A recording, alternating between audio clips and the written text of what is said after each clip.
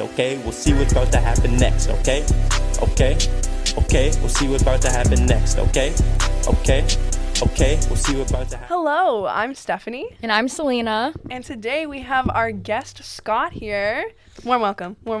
Thank you, everyone. I'm excited to be here. Yeah, we're excited to have you, our first guest on the YNCN Podcast. Yay. I guess to warm up, to start off, what is the last book that you read? Last book I read, I think it was called Needful Things, Stephen King book. Oh, wow. Does that mean it was horror? Yeah, it was about this little shop in a small town, and this guy can get you like the thing you need. Oh, I'm already scared. More than anything else in life. Yeah. I can see that can be like a psychological thriller thing. Yeah. No, that's awesome. Yeah, it was really good. And I guess a little beginning, your background story. Tell us more about yourself. Yeah, for sure. Tell the people. Yeah, no problem. Yeah. So I am in my 4th year of engineering at UofT. I started in track 1, but then from there I went and chose industrial engineering. So I'm also doing a minor in business and AI. Yeah. So there are a bunch of fun things. And I just got back from my PEY, which was at Scotiabank for the past year. Yeah. So yeah, that's a little bit about where I'm at now. 1 year left. For sure. Almost done. And I guess just so people can hear more about it, how was that experience at Scotiabank? And what were some of the things that you were doing? Yeah, for sure. So I was tech support for the trade floor. Gotcha. So when I say tech support, I literally mean hi, your computer's broken. Yeah. How can I help you today? But I was actually sitting on the trade floor. So when things broke, I had to go and actually help the people directly. So as you can imagine, very fast paced, very high stress. There's a lot of money being dealt with on the trade floor at a bank.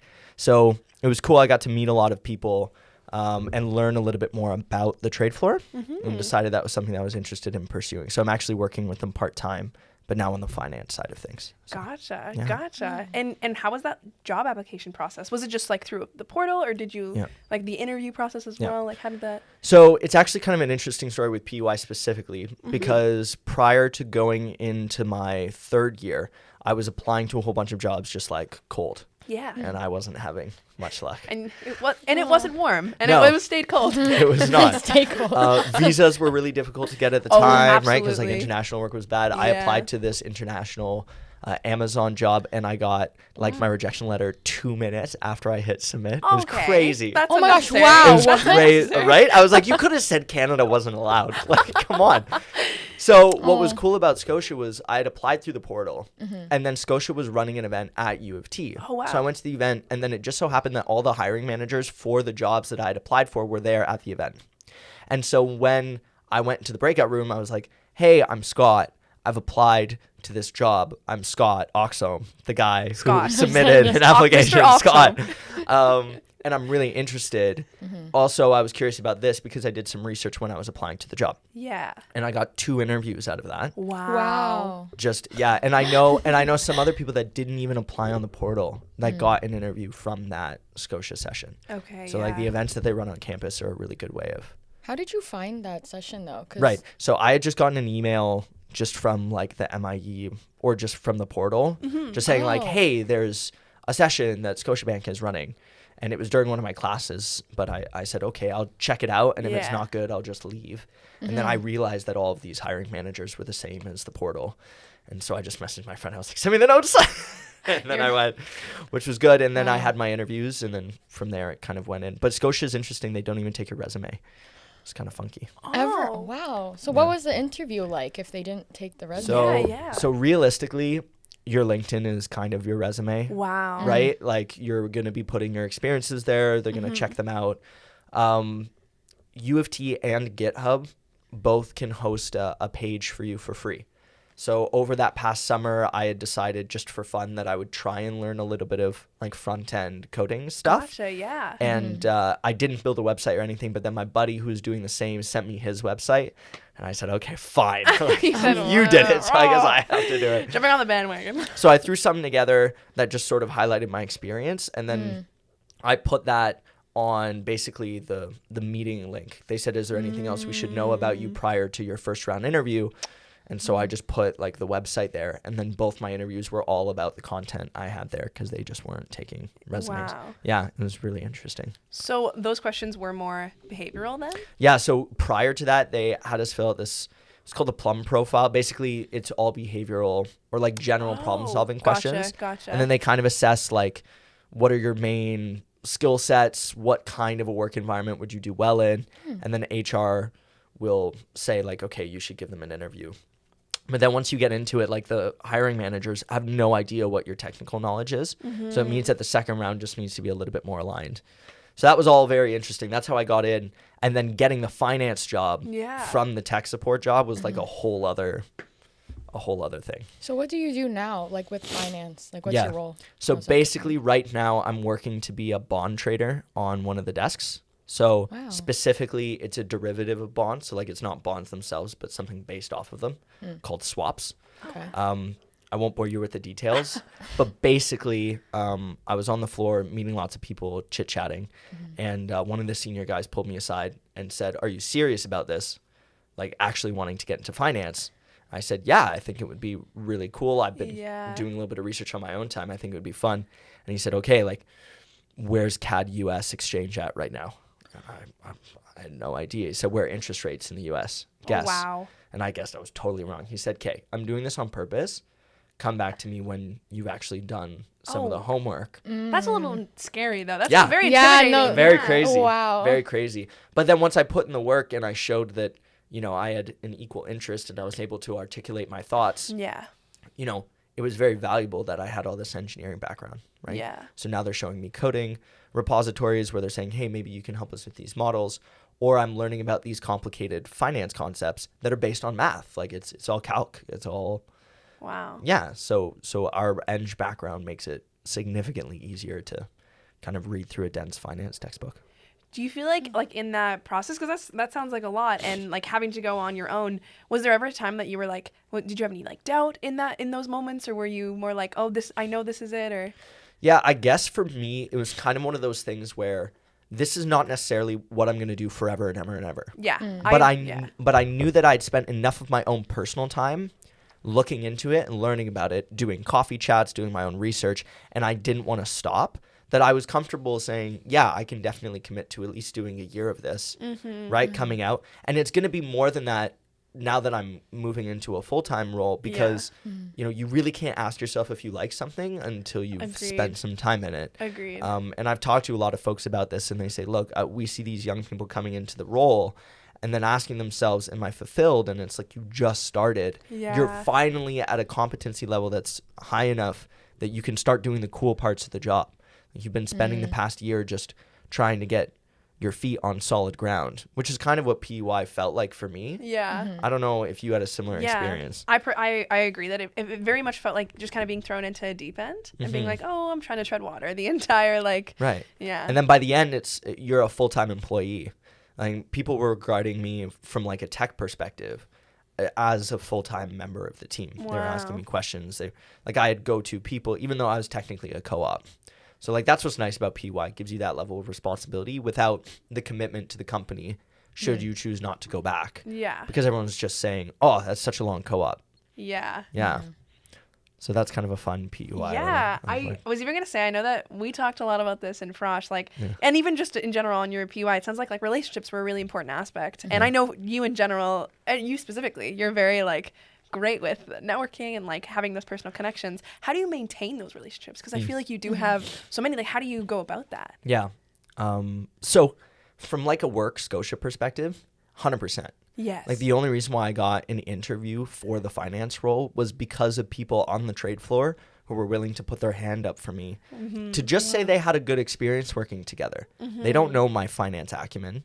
Some of the people who did, that I worked with closer, were able to kind of speak to that. But in general, most of the people who actually recommended me have no idea right? But what's nice about engineering is that it's a how to learn degree. It's not a what to learn degree. Ooh, I like that. So basically you're coming out of it with the capability to tackle really challenging concepts. Yeah. It's not that you're expected to be able to regurgitate all of your Calc 1, Calc 2. Yeah. You know, my younger sister's in first year right now. She's asking me for help sometimes with stuff. Oh, man. You're like, I think that's a free variable. I actually did that already, so I'm not going to revisit. Thank you. Yeah. Exactly. But it's kind of one of those things where even though I don't remember it, I can help her work through being stuck a lot faster. For sure. Right? For sure. But back to the relationship side of things, particularly in your earlier years. And I have a lot of my students in APS 100 right now, which is an orientation to engineering course that I'm TAing, asking me a lot of questions about how do I get hired after first year. Yeah. And realistically, how can you compete against someone who's already had a summer of experience or multiple summers of experience, their For second, sure. third year, or maybe they're coming back from PY, they've been working for a whole year, and they're applying for the same job. Yeah. Realistically, from a technical point of view, you're not able Yeah. to compete. So then how do you get the job? Well, it all comes down to relationships. Like there are a ton of first year research opportunities at the university. But you can only hear about those if you build a relationship with a professor or a TA who puts their hand up for you and says, oh, this person is really showing a lot of initiative in class. We would love to kind of interview them for the role. That's how I got my research position after second year. It was just through a relationship with a professor. And it so happened that it aligned with the COVID year. So when everything else shut down, the research was still running and it was running Yeah. remotely. So then the question becomes like, how do you build those relationships? Yes. Right? Like where do you go to start? How do you meet people? And it's kind of one of those things where, especially when you're starting out, you have the folks that you've met at the beginning, but Yeah. everyone's just trying to meet each other. Yeah. And so kind of taking the initiative to get to know people while they're still willing to get to know you is really important. And there are spaces that are available to you across the university where that's encouraged. So a club is a really great space where when everybody gets together, all of a sudden everyone decides, I want to get to know everybody in this room, right? Yeah, definitely. So even if you don't stay in the club long term, it's a great way to meet some folks. I was even like personally, I'm heavily involved in like school night, and I think that I totally agree with that. That it's definitely something there where I'm like, that bonding moment and like getting to know people is the most important part of the club experience, in my opinion. No, that's a really great point. Also, segue. You said, I mean, this was kind of like in between when you were talking about your sister, but like that she like, you know, you get stuck and you help her through that process. Yeah. When's a time like throughout your university experience where you were like, I am stuck, or like I am Constantly. Yeah, I like that Constantly, answer. Constantly. I mean, realistically, I actually had an interview, and one of the first questions I was asked during my interview was, we looked at your GPA and we noticed that your first year was like not good. But Oh then my gosh. But then Wow. after that, you did really, really well. Oh, okay. And- I was like, I've never been. That's Right. the Yeah, I start was of the like, question. I know. So they basically said, what happened? Like, how did you go from wow. like an at or below average student to like an above average student between first and second year? Yeah. Particularly if content is theoretically getting harder. Yeah. Yeah. I was living on my own from being in res, so like I had to cook and all that Yeah, stuff. more And then- responsibilities. right, and then there was COVID years, so theoretically I should have done worse. But Yeah.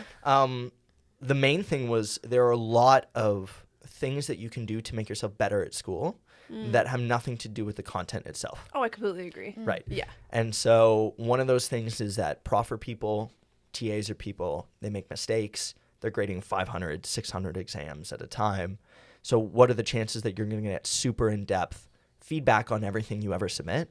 It's You like won't. zero. Yeah. It's not going to happen. Absolutely. So if I get a 60% on a test, you know, it's my responsibility to understand why I got 60. And when you get it back, you don't know why, because if you did, you would have gotten 100. Yeah. Right? I Yeah, couldn't exactly. agree more. You know what I mean? You would have just written the correct answer in the first place. Yeah. So I guess what I'm saying is, let's say you go through it and you compare against the solution key. Now you understand why you got an 80, right? Yeah. But there's still 20% that you're not, you know, like if I gave you that test again, you would only get an 80 because Yeah. 20% is kind of over your Gone head. over. Yeah. It's your responsibility to go to the TA, to the prof, and ask why. And if they can't give you a reason why, then they give you your marks back, right? I really fair. really like that mindset. I've gotten, I can't even tell you how many marks back just from asking for additional feedback Yeah. and then just trying to understand how things are being graded, Yeah. right? You already docked a mark up here, right? And then you docked for the same thing down here. Are these independent questions? And if the answer is no, then my buddy likes to call that double dipping. And it's like, don't. So they say, no.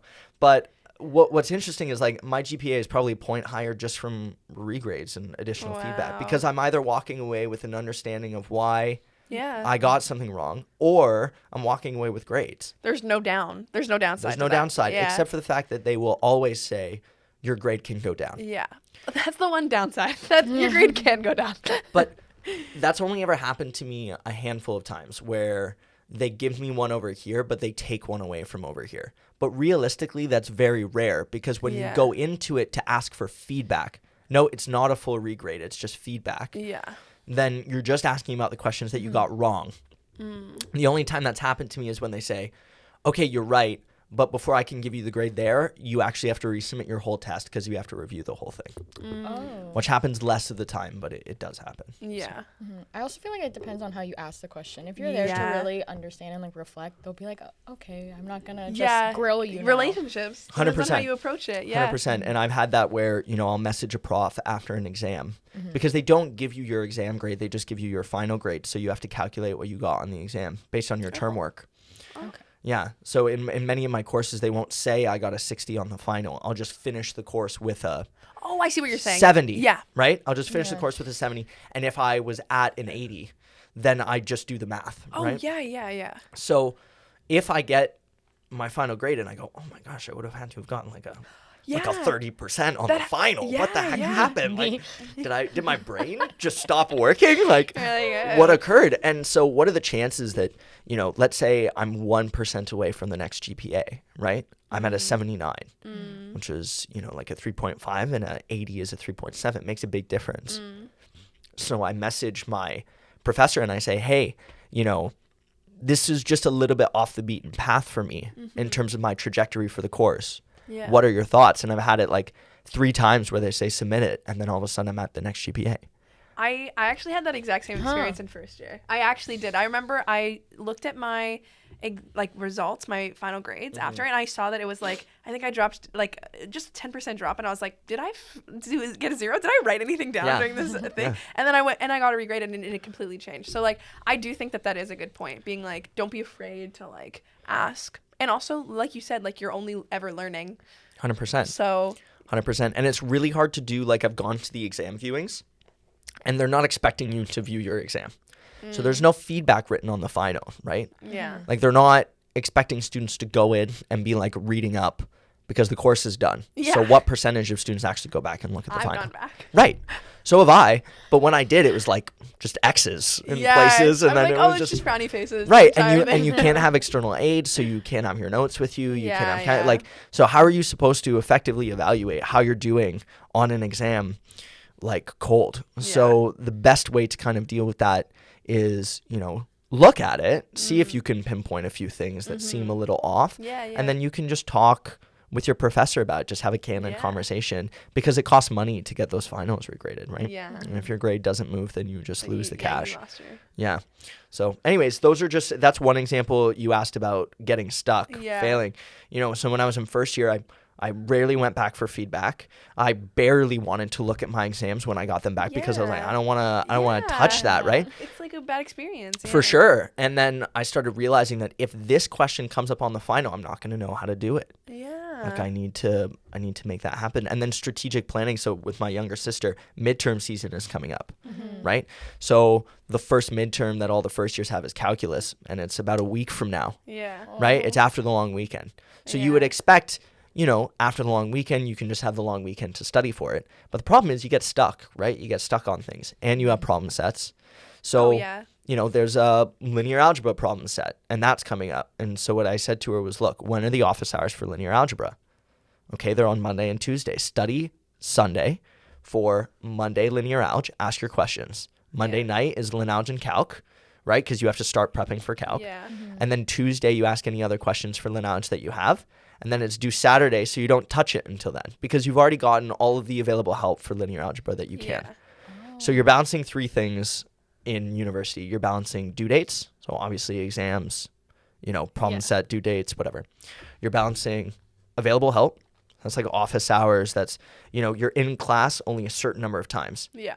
You can only go after class for about 5-10 minutes. Agreed. So if your office hours are happening on the Monday, for example, for calculus, I would have told her, you're studying calculus this weekend. Yeah. Because you got to be ready to ask those questions. Also, week of the midterm office hours, you leave class 10 minutes early. Yeah. Right? Because those are going to be busy. Linear algebra office hours, week of the calc midterm, dead. No one's going to be there. So you have lots of opportunity to ask questions. For sure. And then the third thing is understanding. And then when you're in high school prior to university, you're used to this idea of like 100% understanding 100% of the time. It felt right? easier. You have available help all the time, right? You're just in your class with your teachers. You can walk up whenever. You're there with like 20 other kids, and that's a big class, right?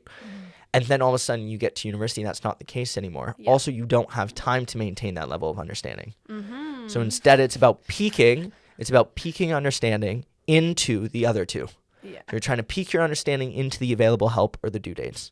So the available help usually comes first, and then you work on that more, and then you hit with your due date, and then you let it go so you can work on the next thing. So in this particular case, she's working on linear algebra. She's peaking that into the office hours, and then she's letting it go so that she can work on Civ and calculus during the week to work on those problem sets, right? And then she gets to the end of the week where she's had a chance to ask about linear algebra, a chance to ask about calculus, a chance to ask about Civ 101, which is like a statics course, right, for physics. And then she goes into the long weekend with literally as much available help as she possibly could have gotten during the week. And then you have the long weekend to do your best. I was going to say I'm finding myself struggling with the balance of that even in my final year. Like, I think that never stops. Because even right now, like, I have professors that are like, oh, you're in fourth year. Like, we don't set up office hours. And I'm like, oh, I'm someone who needs additional I would help. love some office hours. I would love some office hours, actually. Can you please, I can have some more.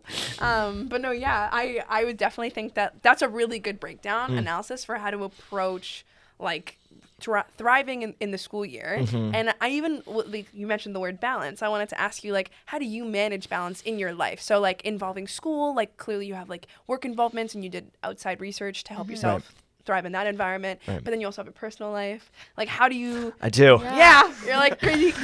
I do have a personal life. So I tell people that my top 3 priorities are my own personal health, then it's, like, the health of my family, and then it's school. Yes. So I give an example, which is that, you can't give what you don't have. So if I'm really sick, I can't pretend like I'm going to be able to, share at a high enough level that would be fair to, for example, the classes at MTA, right? That's not fair to them. I can't give, I can't expect from them high energy and care and thoughtfulness when I'm not even achieving that personally, right? So I need to make sure that I'm doing well. That also includes sleep. Like, I get 8 hours of sleep a night. I'm not a big coffee guy. And people were like, that's not possible. Like, when I started high school, they were like, oh, wait till high school, you're gonna get addicted to coffee. And then I started university and it was the same thing, right? Just wait till you get to university. Now, I like a good coffee every once in a while. You're like, don't get me wrong. Right. But it's not necessary, right? Like, it's possible to do it without, is I guess what I'm trying to say. More important than that is the sleep that you're getting, right? And there are diminishing returns when you're studying really, really late into the night. 2 hours up until midnight, which is your regular bedtime, because you go midnight to 8, for example, right? Versus studying for an additional 2 hours to 2 a.m. The midnight to 2 a.m. is going to be way worse than your 10 p.m. to 12 a.m. study periods, right? So acknowledging that. Then there's food. Like, I use the analogy that we're like Formula One race cars. That so and if you put diesel in the engine of a Formula One race car, which is not a great, Oh, okay. right? I was like, oh, is that good? It's not good.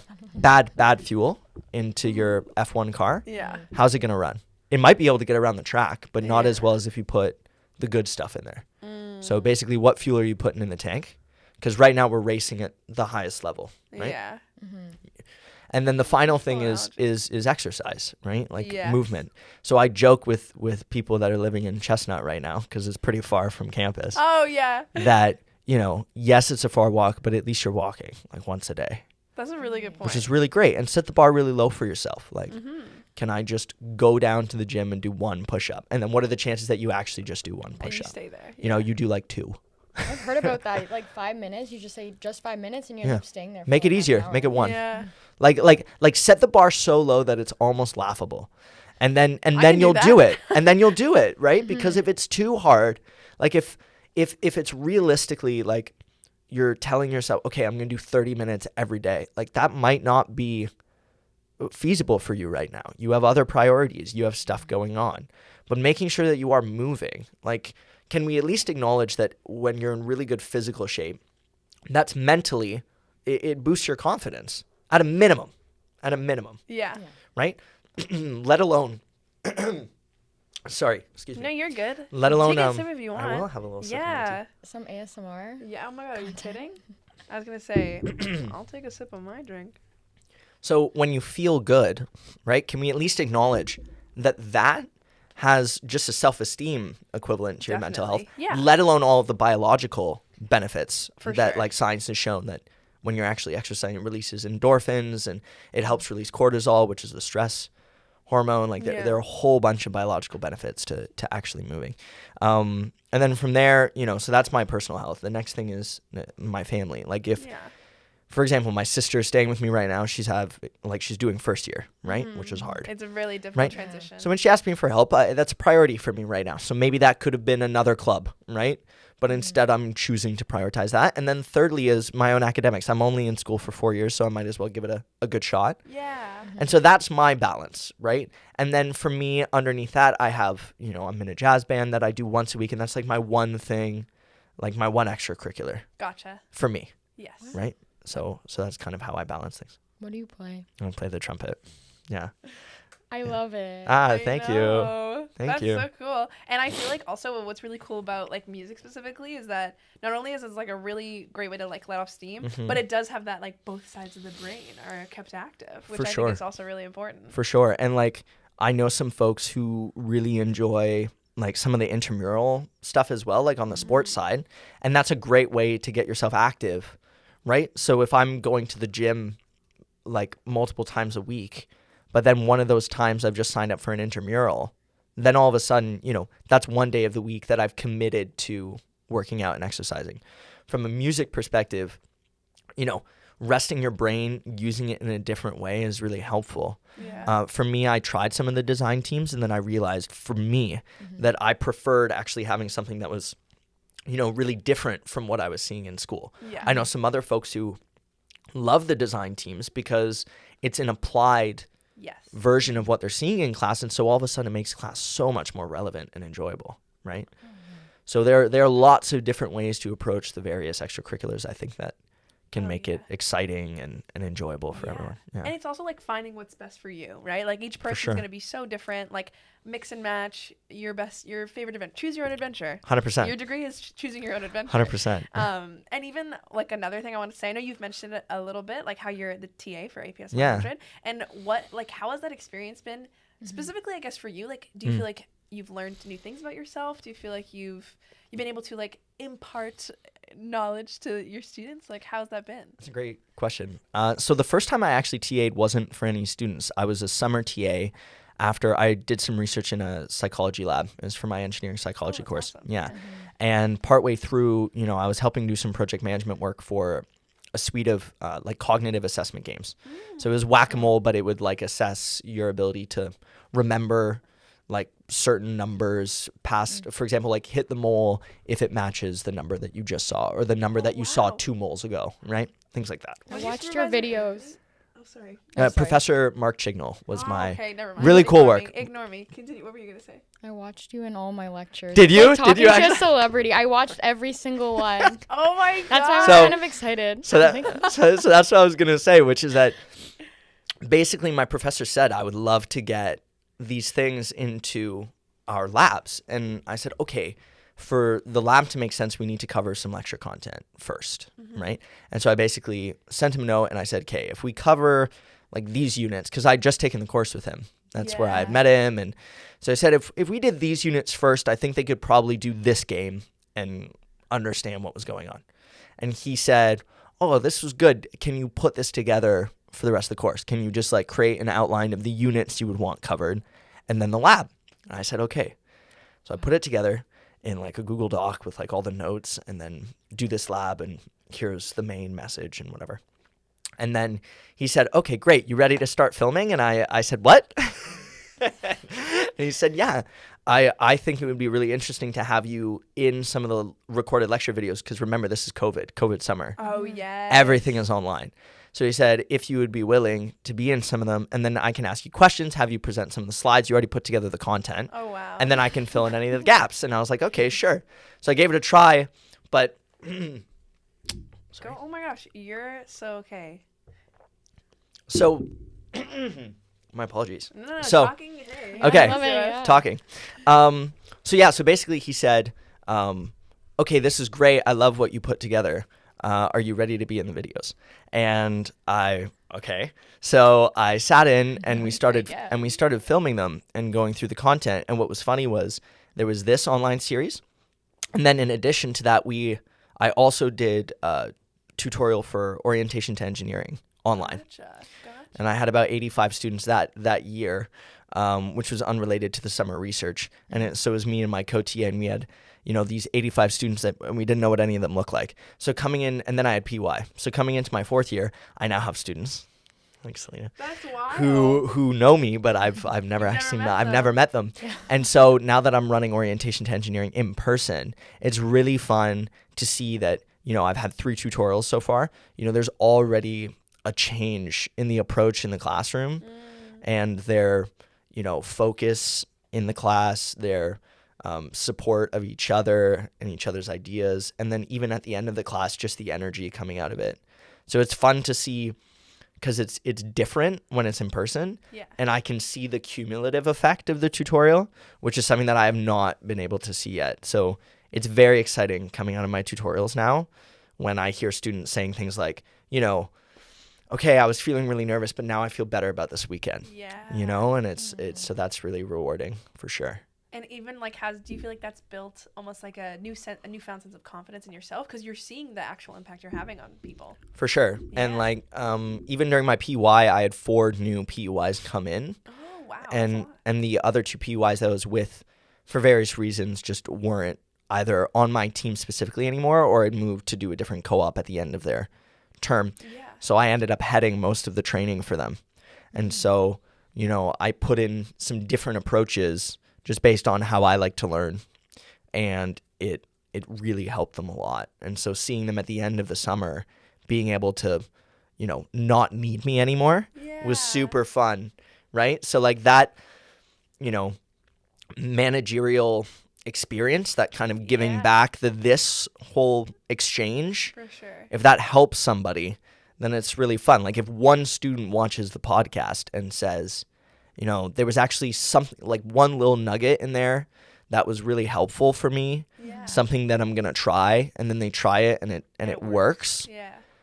Or they try it and then they know that's something that doesn't work for them anymore, and then they try something else, but at least they're now thinking about these types of things.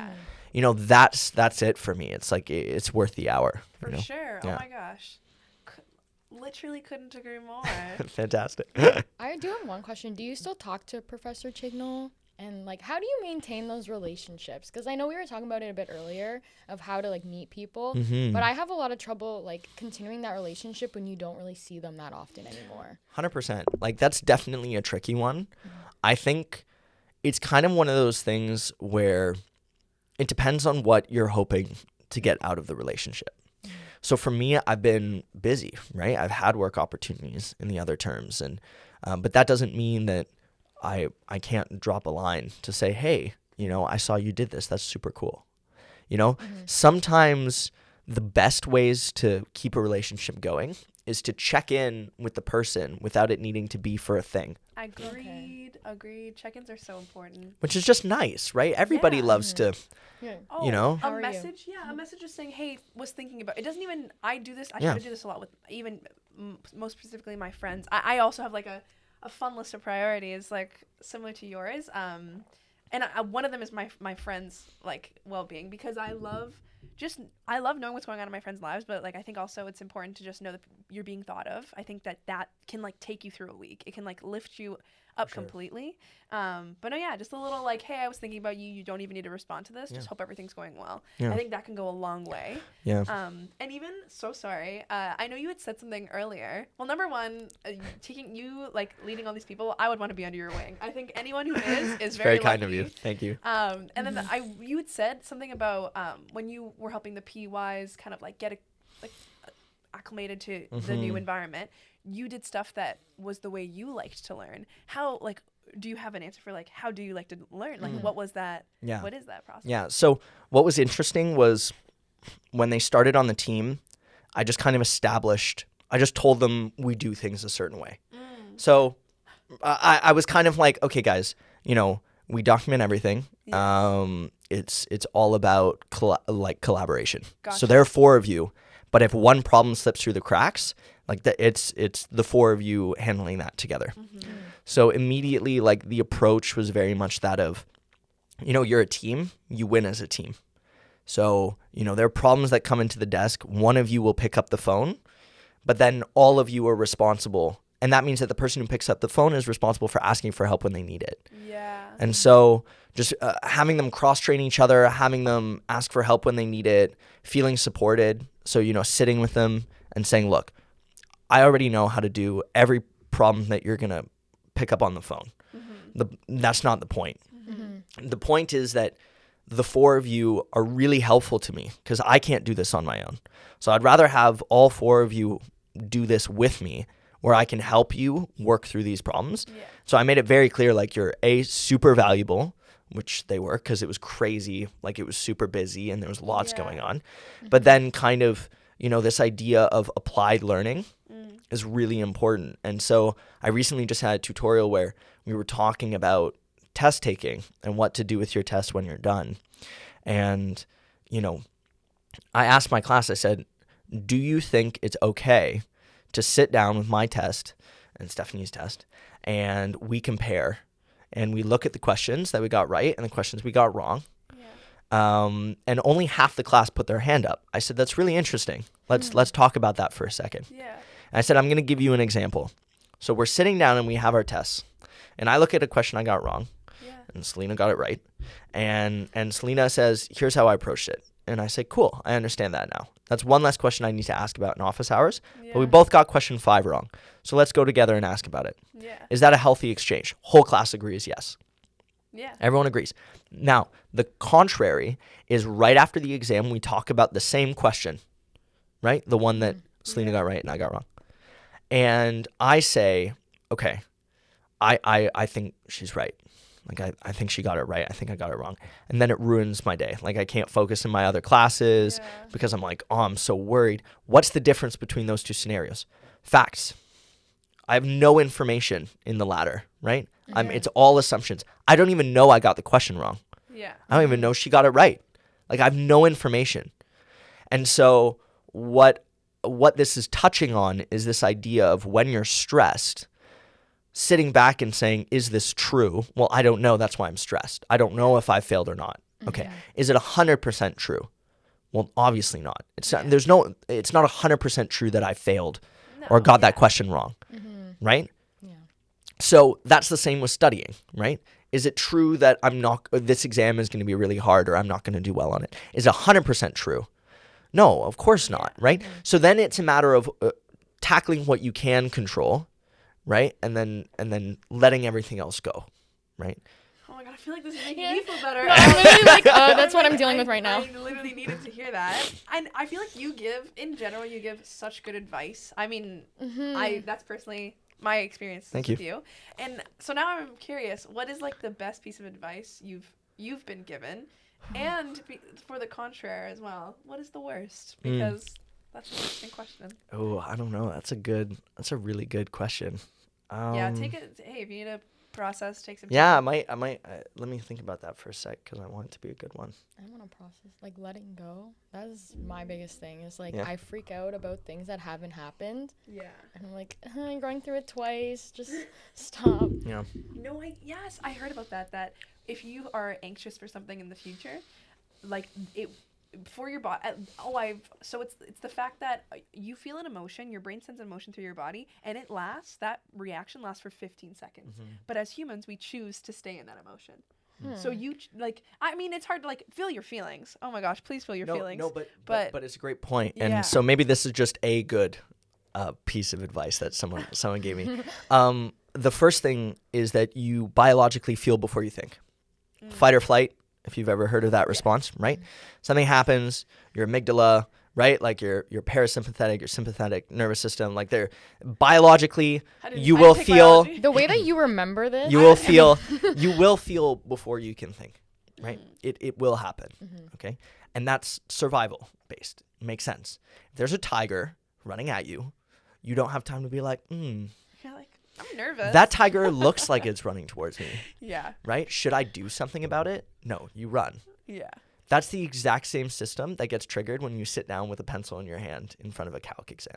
Do I run? There's no tiger anymore, right? There's no tiger. Yeah. Okay.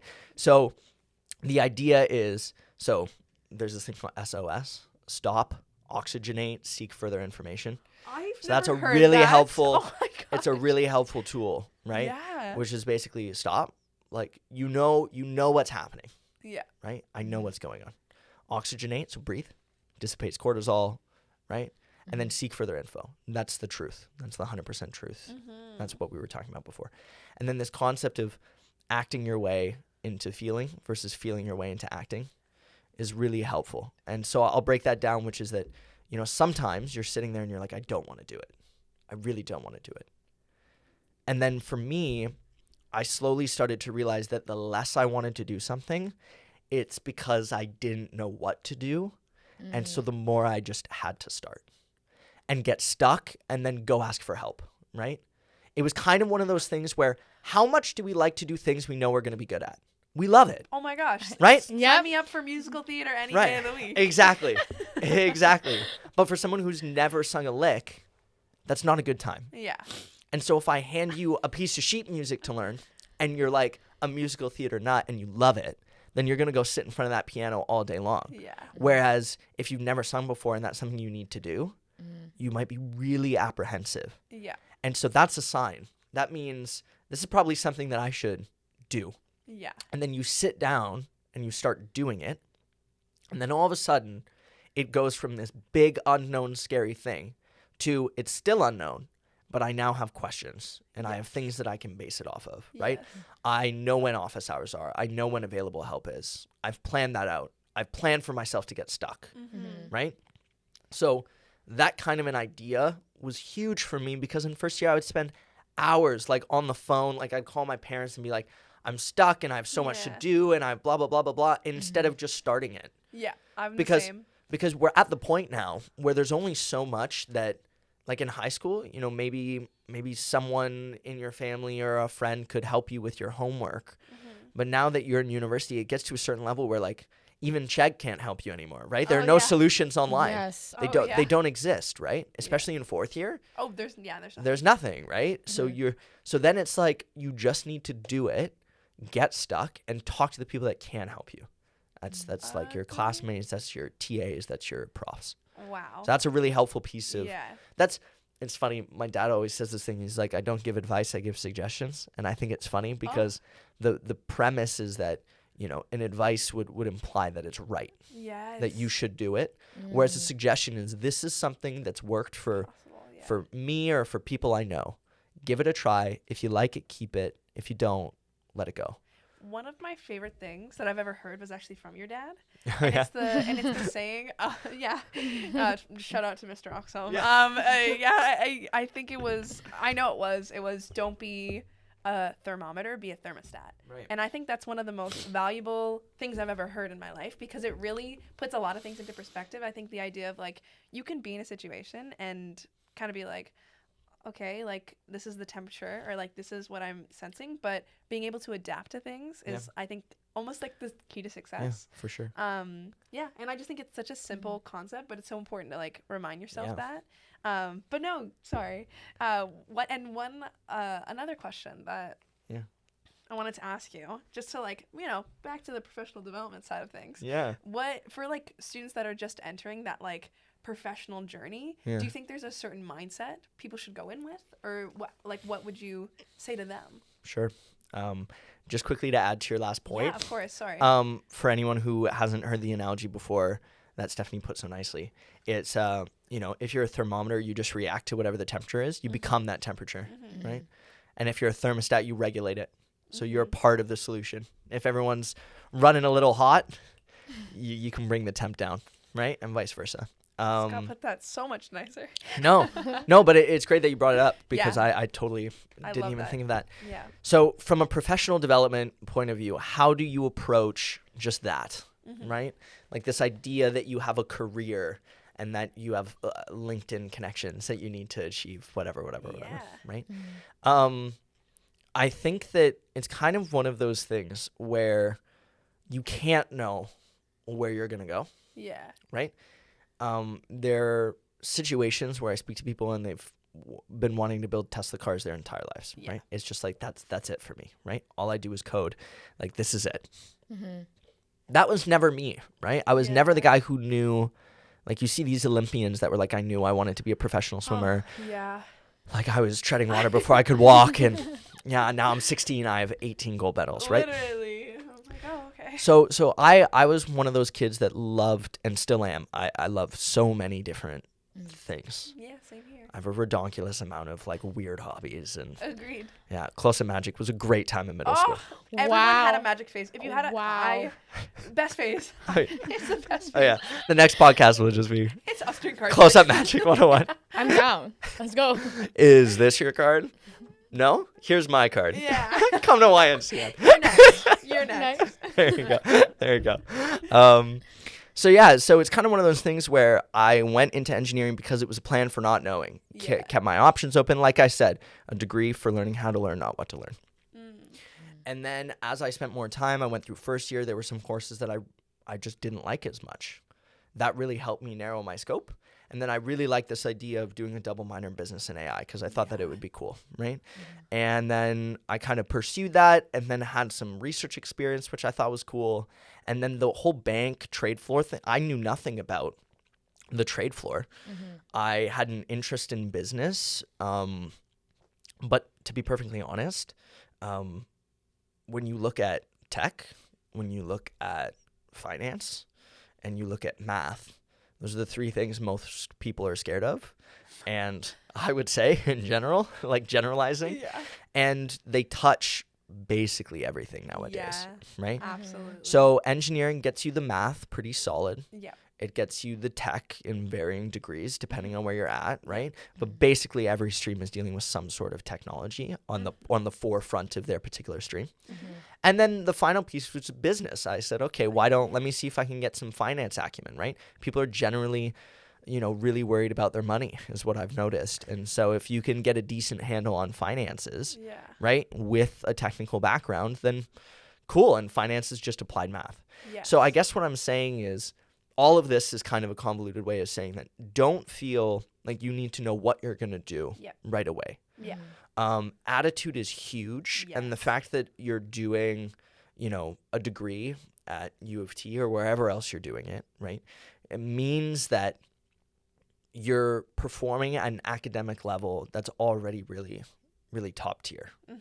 And so if you can keep a great attitude, then that means that you can get into a work environment and learn what you need to learn. And you want to be working at a place that values that kind of an approach. Yes. You know what I mean? Yes. So it's like if they want somebody who's already an expert, then you're not you don't Yeah. want to be working there because wanna you're learn. not an expert, Yeah. right? Yeah. You want to be at a place that recognizes like, okay, you're young, you don't know anything, but nobody knows anything, Yeah. right? Because our work is very specialized. Like, again, I'll use the trade floor as an example. Like, you can't practice trading Yeah. millions of dollars. No.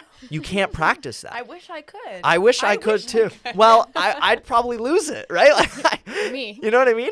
So it's kind of one of those things where they know that. Yeah. They know that no matter what degree you're coming in with. So then it's like, who's going to show that they care the most about wanting to step in and do the work? And a lot of it is that, right? It's you apply for a car company and they say, have you been a part of any, design teams for vehicles? And it's not necessarily because what you did on that team is going to translate to the company. Yeah. It's because you're showing an interest. You're showing care, Yeah. right? You're showing initiative. For sure. These are things they care about, right? Absolutely. So thinking about, but then it's like, okay, so do I just join a bunch of clubs? Yeah. Like if I'm not in clubs, does that mean that I can't get a job? And on and on and on and on. And then that brings us back to the relationship piece, Yeah. right? Which is that, no, my clubs are all arts related, Same. right? Like, how is that going to help me get a job in finance, Yeah. right? And my point is just that when I wanted to move into that space, I've never been a part of a finance club, ever. Yeah. And now I have a full-time job on a trade floor. Yeah. It shouldn't work that way, But that's my whole point, Yeah. is that there's no one way to get to where you want to go, So many different paths. right? And if you meet the right people, right, and you take the time to get to know them, and you recognize that I'm working in tech, it's not like picking up the phone, installing computers, installing headsets, like that's not necessarily a glamorous, right? The most glamorous thing to do for 16 months. But if you can do it with a great attitude, and you take the opportunity to get to know people, and you take ownership over what you're doing, and you recognize that it actually has a lot to offer. I learned a ton from that role, Yeah. grew a lot technically and like relationship wise. And then that opened up the door Oh, for sure. to move on to the floor. So it's like something that shouldn't allow for me to move over did, Yeah. right? Yeah. And so whenever people say like, oh, well, if you want to do this, then think of that as going back, a suggestion, Yeah. right? It's one way of doing it, Yeah. potentially.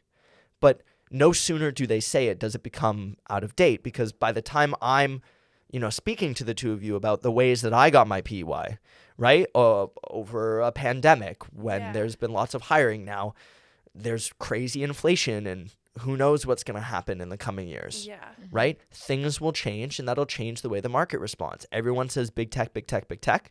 Then all of a sudden, inflation goes through the roof, and all of a sudden you're hearing about these crazy layoffs with all these companies, and you're like, what's going on? For sure. Where do I go from here? So all of a sudden, now you're applying for the same tech jobs that have been hiring 20, 30, 40 co-op students every summer who aren't doing that anymore. And you say, oh, well, I'm no good because I'm not getting that co-op. No, the company is just trying to manage itself. Yeah. Right?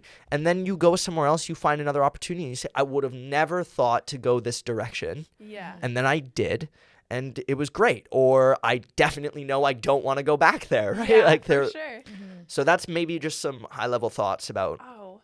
my career. I love that. I was gonna say I think that's I an loved it. incredible just in general takeaway, and curious like a couple last questions. Like, Please, yeah. And what would you say is your like final direction? Like, do you have a dream job? Do you have like one direction that you do want to like end up in? I mean, right now I'm really excited about what I've lined up for after grad. Yes. I think I have a ridiculous amount of stuff to learn. And the people that I'm working with are really sharp. Gotcha. Yeah.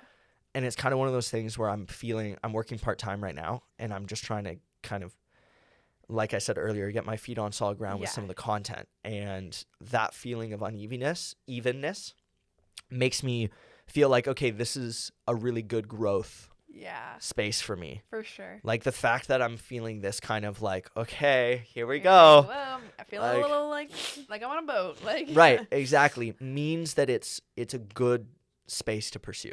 For sure. Because it's like, okay, I've selected something that I'm interested in, and I have enough to learn in that space where, if I felt like everything I was doing right now was easy, then I would be questioning like, the space that I'm in. For sure. Because the whole point is to grow and progress and to develop try. as a person. Exactly, right? And then long term, I mentioned earlier, I have a real love for the arts. Yeah. I would really like to see some sort of engagement where Same. even if it's just I'm helping enable really talented artists whom I have great respect for sure. with the talents that I've acquired on a more technical front. For Even sure. that would just be cool. And then you have someone who has a real appreciation for what they're doing that's able to help them make it happen because, they're focused on their art. And so I can help them through, I don't know, like really good mortgage financing or something. Wow. Like that would be kind of cool. Oh, absolutely. It'd be kind of cool. My dream also involves the fusion of the combination between arts and engineering. I would love to see, even just in general, more intersectionality between those two. Yeah. But it's so difficult. Entertainment engineering is is very niche. It's not a huge thing. But no, I mean, this has been such a lovely conversation, and oh my goodness, last question. No, boo. that's the worst. But I was gonna say, what is one question that you wish we'd asked? And how would you have gone about answering it? I don't know. Maybe one thing is like why like your group. I think the YNCN is doing awesome stuff on campus, and I guess one thing that I'll speak to is these types of things where the folks who've taken the time to listen to the podcast or watch the video, this is a good use of time, right? Like taking the time to think about these types of things, to ask these questions, to expose yourself to this types of content. It helps you optimize yourself, right? Which is something that, one of my students the other day said, Scott, it's challenging for me sometimes to take the time to talk about the things we're talking about in tutorial. Yeah. Because I feel like it's a waste of time. Yeah. Right. Yeah. Very few things. I could probably argue nothing in life Is a waste of time. Agreed. Now, there are things that you should be prioritizing for sure. 100%. So you can say between these two things, like if you're deciding between binge watching the rest of Queen's Gambit, which I totally did, or going to bed before your exam, I would say you'll really enjoy Queen's Gambit, but there's probably a better thing to prioritize. Yeah. Right? It wasn't a waste of your time because maybe, I don't know, maybe you go and start practicing chess and you become really good at it, and then you didn't need that exam anyways, right?